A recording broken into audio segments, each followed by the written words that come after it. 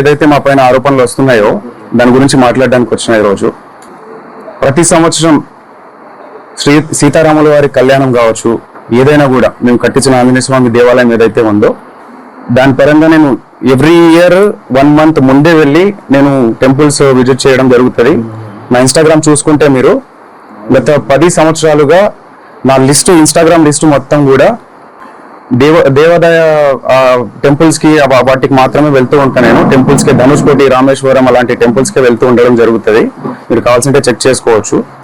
అయితే ఈ ఏదైతే నా మీద ఆరోపణలు వస్తున్నాయో, మా అక్క మీద నా మీద ఆరోపణలు వస్తున్నాయో దాని గురించి చెప్పడానికి వచ్చిన ఈ ఫోటో గురించి చాలా మందికి చాలా డౌట్లు రకరకాలుగా వస్తున్నాయి.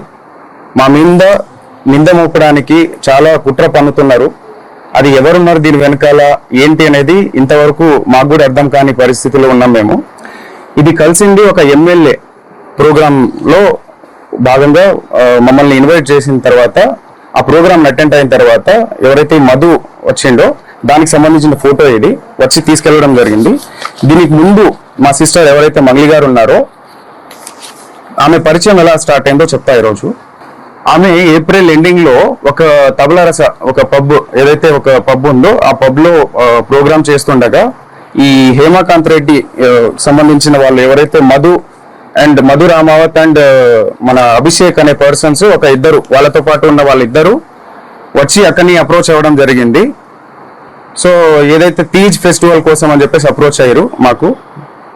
నేను ఆ ప్రోగ్రామ్ కి నేను అటెండ్ అవ్వలేదు, మా అక్కకు మాత్రమే అప్రోచ్ అయ్యారు వీళ్ళు. సో తీజ్ ఫెస్టివల్ కోసం అని చెప్పేసి వాళ్ళు రావడంతో మా అక్కని అడగడంతో నా నంబర్ ఇవ్వడం జరిగింది. ఆమె మా బ్రదర్ ఏదైనా కూడా మా బ్రదరే హ్యాండిల్ చేస్తాడు, మా బ్రదరే దీని గురించి మొత్తం మాట్లాడతాడు, ప్రోగ్రామ్స్ గురించి మొత్తం మా బ్రదర్ కి కాంటాక్ట్ అవ్వండి అన్న విషయంలో నా నంబర్ ఇవ్వడం జరిగింది. నెక్స్ట్ 1-2 days తర్వాత కాల్ చేసి అన్న ఇది పరిస్థితి, అక్క దగ్గర నంబర్ తీసుకున్నాం అని చెప్పేసి వీళ్ళు నన్ను కాల్ చేసి ఇట్లా అడిగారు. తీజ్ ఫెస్టివల్ ఉందన్న, వన్స్ ఉంది కదా, దానికి ఇంకా టైం ఉంది, ఆ టైం తర్వాత అప్పుడు చూద్దాంలేండి, కొన్ని ఇంపార్టెంట్ కాల్స్ వస్తుంటాయి, మీటింగ్స్ ఉంటాయి, సో వాటికి వెళ్ళాల్సి వస్తుంది అని చెప్పేసి నేను చెప్పడం జరిగింది. సో దాని తర్వాత ఈ ప్రోగ్రామ్ రావడంతో ఆ ఎమ్మెల్యే ప్రోగ్రామ్ అయిపోయిన తర్వాత అన్న ఈ ఎమ్మెల్యే ప్రోగ్రాము మా ఈవెంట్ మా విలేజ్ పక్కనే ఉంటది, సో ఆ విలేజ్ పక్కనే మా విలేజ్ ఉంది కాబట్టి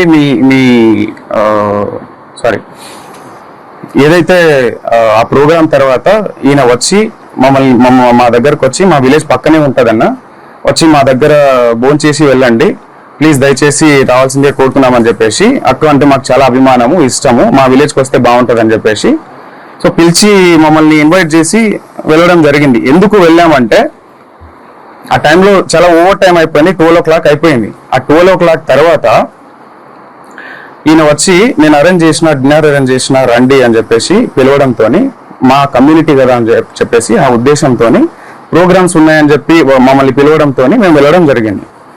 వెళ్తే అక్కడ అక్క నీ ఫోటో నేను కన్స్ట్రక్షన్ లో ఉంది ఇల్లు, ఆ ఫోటో నేను తీసుకుంటాక గుర్తుగా ఈ ఇంటి ఓపెనింగ్ కి నేను పిలుస్తా మిమ్మల్ని, ఈ ఇంటి ఓపెనింగ్ కి నేను పిలుస్తా, అప్పటికి నేను ఫ్రేమ్ కట్టించుకుంటా అక్క మా ఇంట్లో, నాకు గుర్తుగా ఉంటది అని చెప్పేసి మేము డిన్నర్ చేసిన తర్వాత కింద దిగిన ఫోటో ఇది. మా టీం ఏదైతే ఉందో ఆ టీమ్ తో సహా ఒక 15 members వరకు వెళ్ళినాం మేము. ఓకే, సో దీని తర్వాత ఇది అక్కడిది ఫోటో.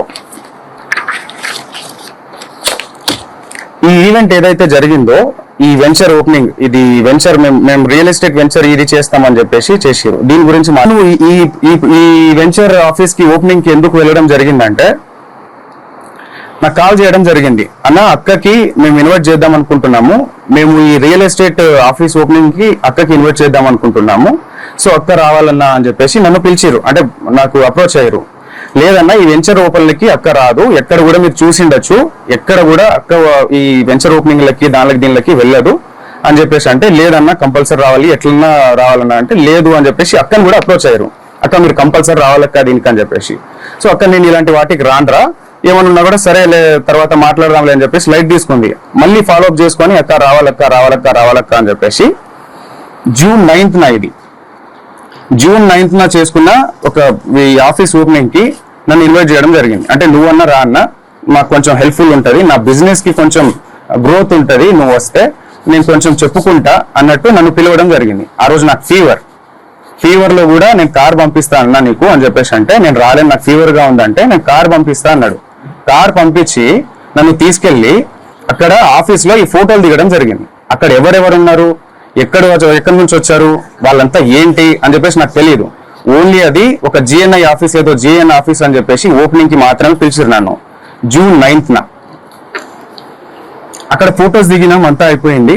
దాని తర్వాత ఈవినింగ్ టైంలో నేను రిటర్న్ రావాలి అనుకొని, నాకు తొందరగా వెళ్ళాలి. నేను జూన్ 10న అక్క బర్త్డే ఉంది కాబట్టి, రేపు నాకు బర్త్డే ఉంది అక్కది, ఆ పనులన్నీ నేను చూసుకోవాలా, పైగా నాకు ఫీవర్ ఉంది, నాకు చాలా ఇదిగా ఉంది, వెళ్ళాలి అంటే సరే అని చెప్పేసి ముగ్గురు వ్యక్తులతో నన్ను డ్రాప్ చేయడం జరిగింది.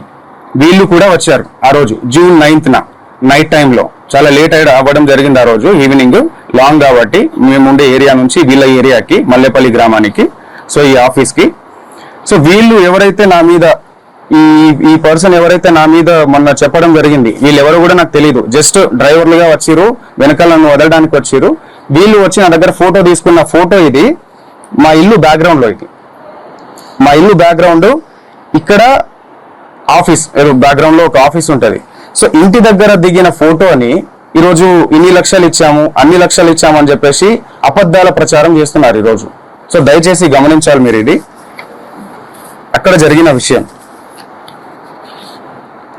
దాని తర్వాత మేలో ఏదైతే ఎమ్మెల్యే ఫంక్షన్ తర్వాత మేలో మేము ఆ ఇంటికి వెళ్ళి వచ్చిన తర్వాత ఒక 10-15 డేస్ తర్వాత నాకు కాల్ చేసి, అన్న ఆఫీస్ ఓపెనింగ్ అని చెప్పేసి ఏదైతే చెప్పిండో ఆయన, ఆఫీస్ ఓపెనింగ్ కి వెళ్ళడం జరిగింది నేను. ఓకే, ఆఫీస్ ఓపెనింగ్ కి వెళ్ళక ముందే నాకు ఆఫీస్ వెంచర్ ఇట్లా మేము ఇది చేస్తున్నామన్నా, మాకు రియల్ ఎస్టేట్ ఆఫీస్ ఇట్లా పెట్టాలనుకుంటున్నాము, సిటీలో పెట్టాలనుకుంటున్నాము, సిటీలో ప్లస్ మేము మల్లెపల్లి దీంట్లో కూడా పెట్టాము, దానికి కంపల్సరీ అక్కని ఇన్వైట్ చేస్తామని చెప్పేసి ఏదైతే ఈ ఆఫీస్కి నన్ను ఇన్వైట్ చేసిరో దానికి ముందే విషయం ఎక్కడ వీళ్ళ పరిచయం మాకు గట్టిగా ఏర్పడింది ఎక్కడ అంటే, ఈ ఆఫీస్ కి ముందు నాతో మాట్లాడేటప్పుడు, అన్న ఆఫీస్ వెంచర్ ఓపెనింగ్ అని చెప్పేసి మేము ఆ సంబంధించిన ఈ ఏదైతే ఆఫీస్ ఉందో రియల్ ఎస్టేట్ ఆఫీస్, ఇదే ఆఫీసు హైదరాబాద్ లో కూడా ఓపెన్ చేద్దాం అనుకుంటున్నాం అని చెప్పేసి ముందే చెప్పారు నాకు.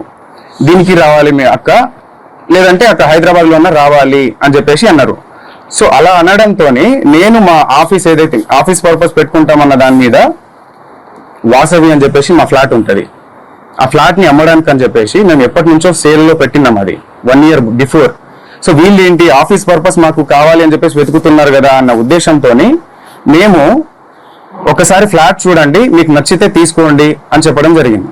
ఓకే, సో దాని తర్వాత చూస్తామన్నా అని చెప్పేసి వచ్చి విజిట్ చేసిన తర్వాత మే 25th 26th మే 25th వీళ్ళు ఎమ్మెల్యే పార్టీ తర్వాత వీళ్ళు వచ్చి నన్ను అప్రోచ్ అయ్యి ఇది అన్న పరిస్థితి అని చెప్పేసి మాట్లాడడం జరిగింది.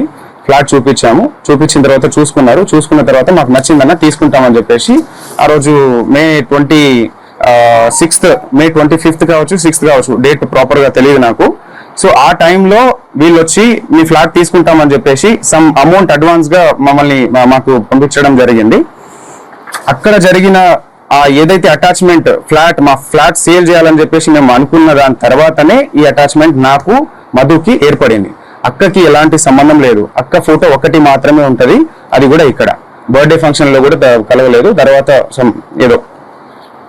ఓకే, సో ఆ వాసవి ఏదైతే ఉందో ఆ వాసవిలో ఉన్న అగ్రిమెంట్ పరంగా మాత్రమే మాకు పరిచయం, అంతవరకు మాత్రమే. వీళ్ళు జూన్ 9న వాళ్ళ ఆఫీస్ కి వెళ్ళి రిటర్న్ అయిన తర్వాత జూన్ 10th నేను కూడా వస్తా అన్నా అంటే సర్లే అన్నా చూద్దాంలే అని చెప్పేసి చెప్పడం జరిగింది.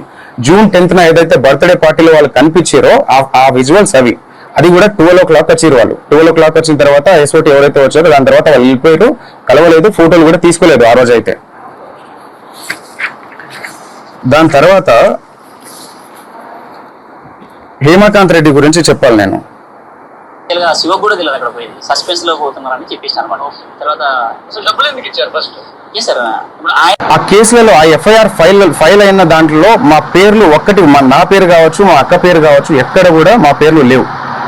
మేము ఎక్కడ తప్పు చేసినట్టు మీరు ఎక్కడైనా నిరూపించండి, మేము కంపల్సరీగా ఎక్కడైనా రావడానికి సిద్ధంగా ఉన్నాం, బాధితుల పక్షాన మేము నిలబడడానికి సిద్ధంగా ఉన్నాము. కంపల్సరిగా ఇదైతే గట్టిగా చెప్తా.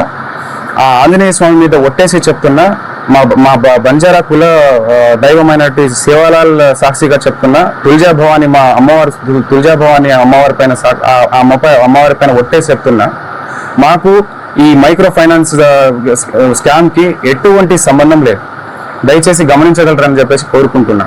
అండ్ ఇంకో విషయం ఏంటంటే, బండి శివ అనే వ్యక్తి వేరు, శివ చౌహాన్ అనే వ్యక్తి వేరు. శివ చౌహాన్ నేను. ఈ బండి శివ అనే పేరుని తీసుకొచ్చి శివ చౌహాన్ అని చెప్పేసి మొత్తం ఈ ట్రోల్స్ ఎందుకు జరుగుతున్నాయో మాకు అర్థం కావట్లేదు.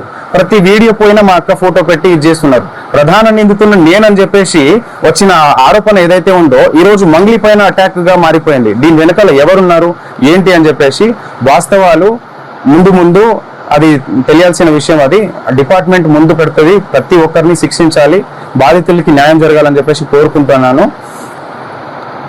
14 ఏళ్లుగా ఒక్కొక్క మెట్టు ధర్మంగా, ఒక్కొక్క మెట్టు ప్రతి పాట ఒక శక్తిలాగా వచ్చే ఒక పాటని ఆమె ముందుకు తీసుకొస్తూ జనాలను అంత ఇదిగా తీసుకొస్తూ అంత ధర్మంగా ప్రతిదీ అంత ముందుకు తీసుకొస్తున్నప్పుడు అలాంటి ఒక్కొక్క మెట్టు పవిత్రంగా ఎక్కిన మెట్టుని బదనం చేయడానికి వీళ్ళు ప్రయత్నిస్తున్నారంటే ఎందుకు ఆరోగ్యంగా మాట్లాడారండి? నా ఏ తప్పు లేదు, నా తప్పు లేదని చెప్పేసి ఎందుకు చెప్పకుండా ఉంటుంది ఆమె? సైలెంట్ గా ఎందుకు ఉండాలి? మీరు అడిగిన ఏదైతే అవి డబ్బులు ఏవైతే అడిగారో అని చెప్పేసి నాకు ఇట్లా అని చెప్పేసి ఎందుకు మేము ఏదైనా లీగల్ గా వెళ్తున్నాం. ఇంతవరకు రాకుండా ఉండడానికి కారణం కూడా అదే. ఈరోజు మమ్మల్ని బదనం చేయాలన్న ఉద్దేశంతోనే మీరు ఇంత కుట్ర పన్నుతున్నారే, మీ వెనకాల ఎవరున్నారు? అవన్నీ జరగాల్సిన రీతిలో జరుగుతుంది. ఇవన్నీ మొత్తం క్లీన్ చీట్ వచ్చిన తర్వాత డిపార్ట్మెంట్ పరంగా మేము ఎలా లీగల్ గా ఎవరి మీద చర్యలు తీసుకోవాలనేది కూడా తప్పకుండా తీసుకుంటాం. దీంట్లో ఎవరిని వదిలేదైతే లేదు. సో ఇది. అండ్ మీరు ఏదైనా క్వశ్చన్ వేయాలనుకుంటే కూడా వేయొచ్చు, తప్పకుండా నేను సమాధానం ఇచ్చారు.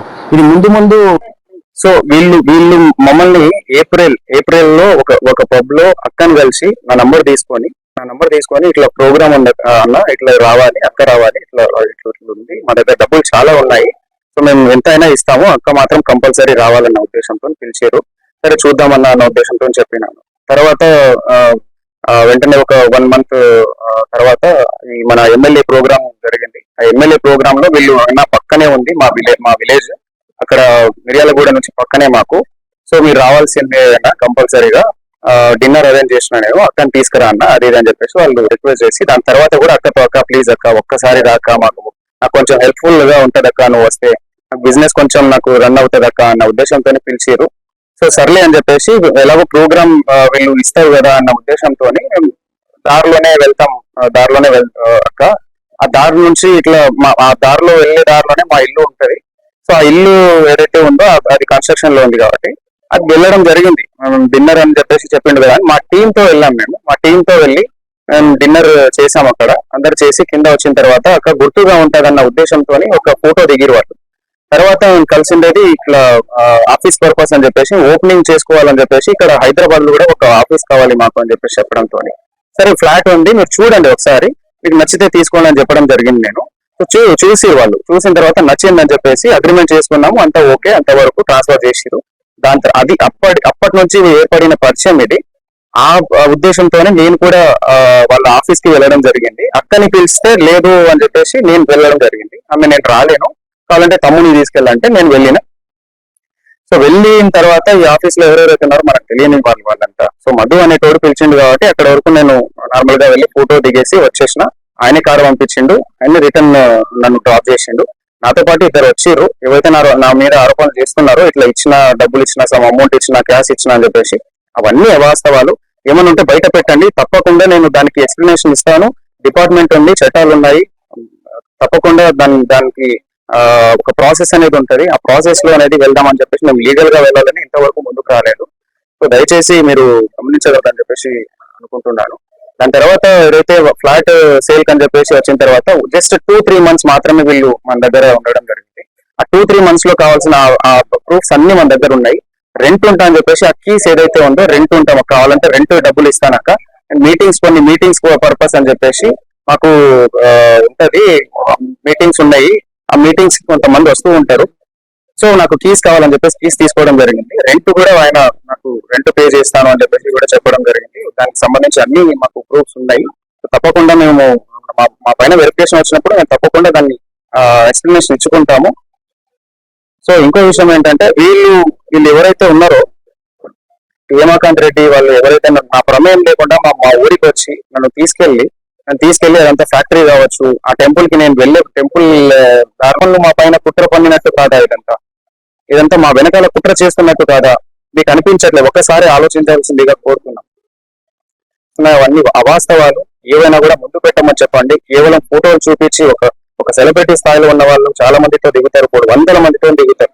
ఆ ఫోటోలు తీసుకొచ్చి ఇవి చేయడం ఎంతవరకు కరెక్ట్? ఒక్క ఆధారం కూడా, ఈ 100 FIRలు అయిన దాంట్లో ఒక్క పేరు కూడా మా పేరు లేదు, ఒక్క కేసులో కూడా మా పేరు లేదు. ఈ రోజు సుబ్బారావు అడ్వకేట్ అనే వ్యక్తి ఏ కేసు లేకుండా, ఏ ఆధారాలు లేకుండా కేవలం ఆరోగ్యంట్ గా మాట్లాడింది, కేవలం నన్ను ఇబ్బంది పెట్టింది, నన్ను ఇట్లా మాట్లాడింది, ఆమె ఇలా మాట్లాడింది, ఆమె వ్యక్తిత్వం కరెక్ట్ కాదు అని చెప్పడానికి ఆయన ఎవరు? ఆయన ఏదైనా లీగల్ గా వెళ్ళాలి, కానీ ఒక అడ్వకేట్ లీగల్ గా వెళ్ళాలి, చట్టం ద్వారా వెళ్ళాలి. ఏదైనా కోర్టులు ఉన్నాయి, పోలీస్ శాఖలు ఉన్నాయి, వ్యవస్థలు ఉన్నాయి. ఎందుకు ఇవన్నీ ఈ ప్రాసెస్ లో మీడియాలో ఇప్పటికీ స్టిల్ ఈ రోజు కూడా ఆయన వెళ్ళి మీడియాలో ప్రచారం చేయడం జరుగుతుంది. సో ఇవన్నీ మా మీద కుట్ర జరుగుతున్న ప్రాసెస్ అది.